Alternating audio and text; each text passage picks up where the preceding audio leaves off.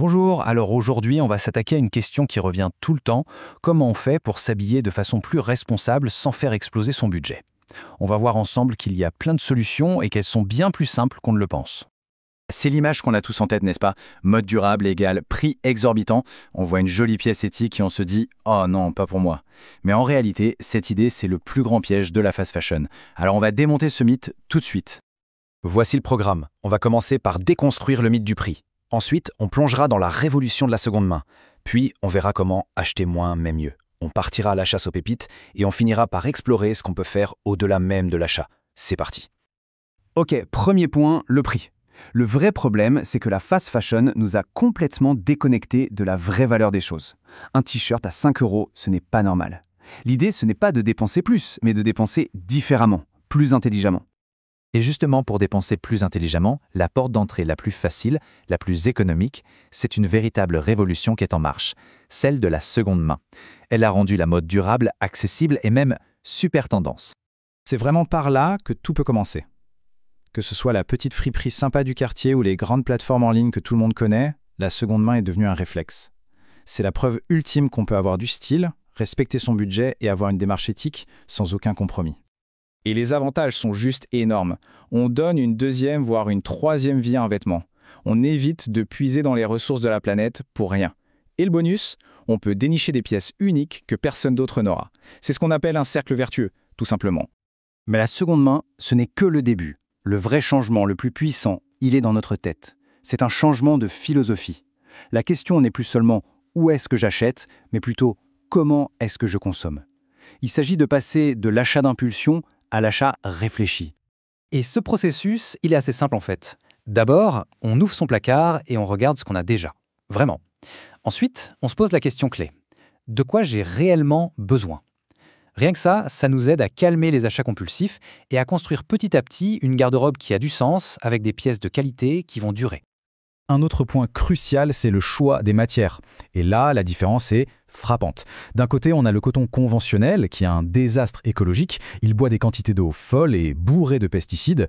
De l'autre, des matières éco-responsables, qui non seulement sont bien meilleures pour la planète, mais qui sont aussi de bien meilleure qualité. Alors, concrètement, on regarde quoi sur l'étiquette?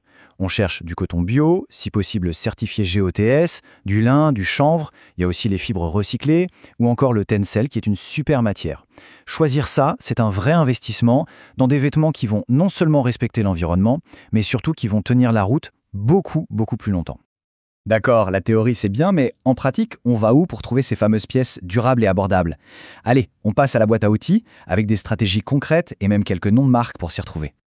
Voici 4 stratégies qui marchent à tous les coups. Bon, la seconde main, évidemment, on en a déjà parlé. Mais pensez aussi aux soldes des marques éthiques. Elles produisent moins, donc elles soldent moins, mais ça arrive. Une autre super astuce, c'est la précommande. Ça permet souvent d'avoir un meilleur prix, tout en s'assurant qu'il n'y a pas de surproduction. Et enfin, un conseil de base, misez sur des basiques intemporelles de qualité. C'est toujours un bon calcul sur le long terme. Et pour que ce soit encore plus parlant, jetons un œil à quelques exemples. Des marques comme Armed Angels ou Colorful Standard, par exemple, nous montrent qu'un bon t-shirt en coton bio, ça peut tourner autour de 30 €. Et pour les sous-vêtements ou les chaussettes, on a Organic Basics ou People Tree qui proposent des options à moins de 15 €. La preuve que la mode éthique est accessible, eh bien oui, ça existe. Et attention, parce que l'aventure de la mode durable, elle ne s'arrête pas une fois qu'on a payé à la caisse. Bien au contraire. Ce qui se passe après est tout aussi important. Comment on fait pour que nos vêtements durent le plus longtemps possible? C'est ça le vrai secret. C'est un principe de base, mais il faut le répéter, prendre soin de ses affaires, c'est le geste le plus simple, le plus écologique et le plus économique qui soit. Moins on doit remplacer, moins on consomme de ressources et, bien sûr, moins on dépense. C'est aussi simple que ça. Et pour ça, il y a des gestes tout bêtes à adopter. Laver à froid plutôt qu'à chaud, laisser sécher à l'air libre au lieu d'utiliser le sèche-linge, recoudre un bouton qui se fait la malle. Ce sont des petites habitudes qui, mises bout à bout, ont un impact énorme. Et bien sûr, si on ne veut plus d'un vêtement, on donne, on vend, on recycle, mais on ne jette jamais.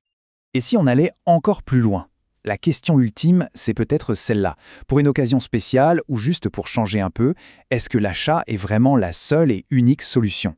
Il existe des alternatives encore plus circulaires. La location, par exemple, c'est une idée géniale pour un mariage ou une grande soirée. À quoi bon acheter une robe ou un costume pour une seule fois? Et puis il y a le troc, l'échange de vêtements. C'est une façon super conviviale et totalement gratuite de renouveler sa garde-robe. Ce sont des pratiques qui nous ramènent à une économie du partage, bien loin de la surconsommation. Finalement, on voit bien que la mode durable, ce n'est pas une montagne impossible à gravir. C'est plutôt une somme de petits choix, de petits gestes. Et chacun de ces gestes compte. La prochaine fois, avant un achat, la question à se poser n'est peut-être pas « est-ce que j'ai les moyens ?», mais plutôt « est-ce que j'en ai vraiment besoin ?» Ce petit décalage dans la pensée, c'est peut-être ça qui change tout.